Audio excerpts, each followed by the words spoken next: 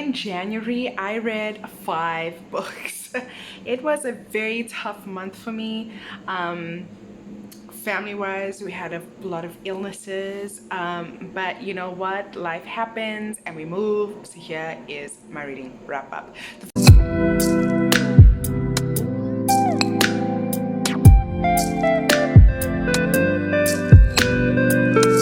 First book that I read in January was Garen Park by Nodika Knight.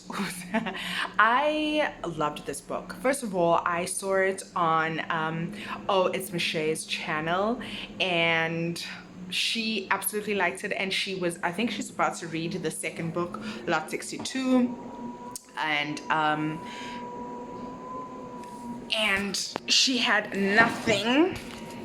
Oops, I'm falling. She had nothing but praise to say about this series, so I tried it out and I loved it. It is an enemies to lovers romance with like a true enemies to lovers situation. We have people who are like getting into a physical altercation like on the first like chapter, and so you really know that they hate each other. They both live in a trailer park, so they're not very well off, and I'm in a hotel and the kids across from me are screaming, so I'm sorry. This is the only time I get to film this, so please forgive me. So they have been rivals forever. They both come from like abusive families, so trigger warning for that. Some of the abuse is, if my memory serves me correctly, it's on Paige. And so Devon's father beats him up and almost like kills him, and he has nowhere else to go, so he goes to Maddox's trailer just to hide and like recoup, and that's when their romance begins. They find themselves attracted to each other, but they know that they're still rivals. It's not like overnight they aren't rivals anymore and they don't hate each other anymore. They still have that rivalry. They still have that antagonistic relationship, but it sort of grows, and I know the second book is following them as well. I don't know if I'm gonna read the second book. I really dislike a series where we follow one couple. I know it's only one other book, but at the same time I feel like it's going to like mess up so much of the progress that they both did as individual characters. But I gave that book 5 out of 5 stars. I absolutely loved it. Another 5-star that I read was Faybound. What a surprise. I got this from NetGalley, and I didn't know much about it. I just knew that it had fae in it.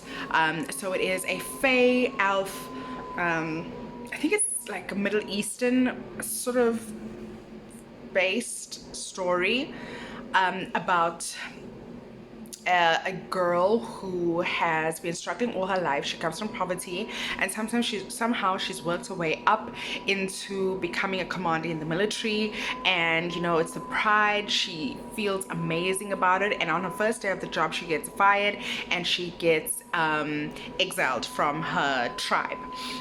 When she gets exiled, her sister follows her, as well as a god that she had asked to look after her sister while she was in exile. And they struggle in the desert, they suffer in the desert, and they are found by the Fae. Now, the Fae are said to have been extinct, so nobody really knew that they were alive, but they've been hiding, and they have a curse that's been put upon them. So they're like not hiding necessarily on purpose, they can't leave where they've been confined. And now this war that our main female character is fighting is called the Never-Ending War. They're fighting for resources, for space, for all sorts of reasons that people have wars for, and they go to this Fae kingdom, and some of the resources that they're finding about are just like not even taken to be serious stuff there. It's just like decorative and can be used for like lighting and stuff, but all of what they're fighting for is used just so carelessly, and it's like, you know, it's just a very important topic to discuss about resources, important resources, but also she's been exiled, she wants to go back, but she also creates new relationships within this place.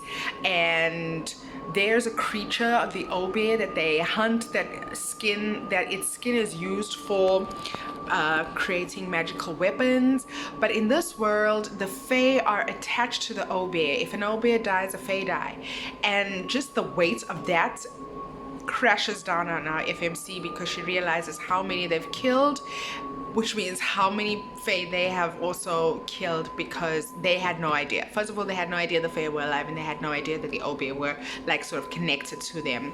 And they are discussing whether they should execute her or not. But also in the fae world, life is so precious, they don't really execute people.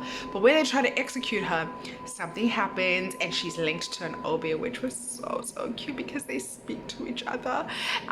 So it's very sweet.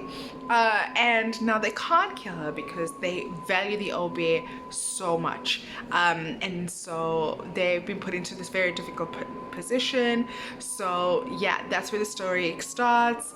She's followed into the desert by Nettle. Nettle also tries to find her place in this new world, and as well as Ryan, who was the god that she had asked to look after Nettle. He's also followed Nettle to the desert, and now they're in this place, and he also is trying to find his place. But also he has this like very difficult like position where they're not sure whether they can trust the fae. The politics was amazing, the characters were strong and amazing. It's a sapphic story, but there might be a love triangle situation. Nettle and Ryan's relationship is it's gorgeous really. So yeah, I gave that book 5 out of 5 stars.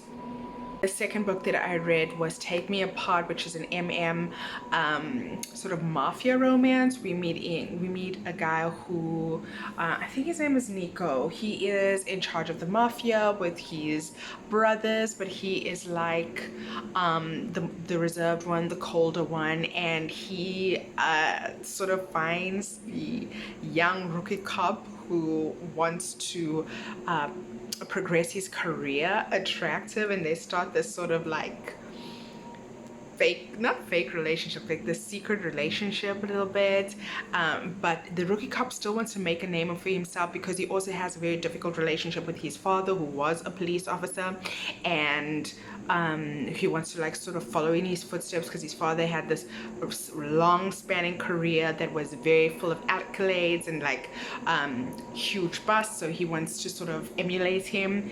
But at the same time, him and his father have this very abusive and toxic relationship, as well as his mother. The way his father treats himself and his mother is very toxic, but the relationship that they have with the mafia boss is very like hot and steamy, but also he's like a comfort to him.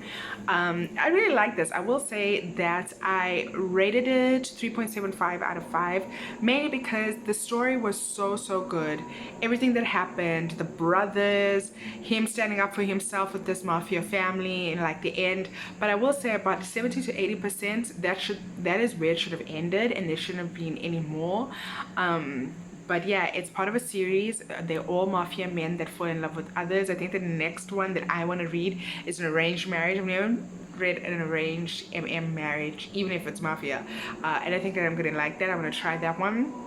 It follows another one of the brothers, and yeah, I liked it. It just affected the book so much, the ending not matching with the quality of the rest of the book. Like from the beginning to about 70 to 80% excellent, 20 to 30% didn't need to be there. Then The Tentacle Games by Melanie Nix. I'm enjoying my Melanie Nix reads. They're these little I think they're called novelettes because they're like 20 to 30 pages. This girl's down on her luck. She needs extra money, so she joins the Tentacle Games. You're just supposed to reach the finish line. She doesn't really know like what else is there to that, until she's about to reach the finish line. She's done her best, she gets to the finish line, but just as she's about to cross it, she gets caught by a tentacle, and a tentacle monster has his way with her. I think this is part of a series, because I've seen some Tentacle Games 1 and 2, so it is obviously part of a series. And yeah, when I'm in a reading slump, I like these little novellas because they sort of bring me right back into my reading zone. And then I listened to Mr. Wrong Number by Lynn Painter. Oh my god, 5 out of 5 stars. Amazing, romantic, swoon worthy, best friend's brother type romance. It was amazing. So I have female character, main character, what is her name? Sorry, I'm looking at my iPad. So Olivia is like a down on her luck girl. Things always, like, bad things always happen to her, or she's always getting into weird and sticky situations, and so she's gotten herself into a little bit of trouble, and she has broken up with her partner, and she has nowhere to go. She also got fired after a very embarrassing sort of scandal at work, and she moves in with her brother, whose roommate is his best friend Colin. Now, Colin and Olivia have never really had any sort of chemistry, or, you know, found each other attractive, apparently, according to her. Well, she didn't find him attractive. He was just her brother's friend. But when they're living together, they start to, like, get to know each other, and they become cordial. And then she makes friends with a wrong number. Somebody calls her one day, and it's a wrong number, and they start texting and talking, and they endeavor in this whole relationship. But they also agree that they don't want to meet. They've both been through the ringer in terms of relationships, so they just keep chatting it up. But one of them finds out that the other's the one that they're actually talking about, and some of the secrets are revealed about their sexual proclivities.